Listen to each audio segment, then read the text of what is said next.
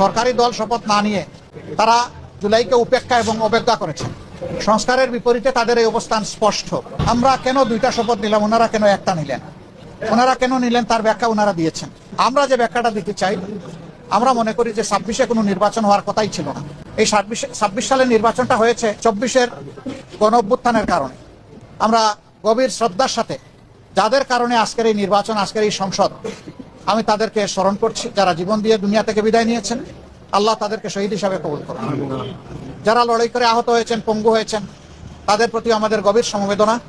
আল্লাহ তাআলা তাদেরকে সুস্থতার নিয়ামত দান করুন। আর নির্বিশেষে গোটা দেশবাসী ফ্যাসিবাদের বিরুদ্ধে সেদিন লড়াই করেছিল, আমরা তাদের প্রতি গভীর কৃতজ্ঞতা প্রকাশ করছি। সম্মানিত সাংবাদিক বন্ধুগণ, আমরা আজকে হয়তো শপথ নিতে ভিন্ন চিন্তা করতে পারতাম, কারণ জুলাইয়ের আকাঙ্ক্ষা এবং গণভোটের রায়, এই দুইটার প্রতি সম্মান দেখানো রাজনৈতিক দল হিসাবে আমাদের পবিত্র দায়িত্ব আমরা গণ্য করেছি।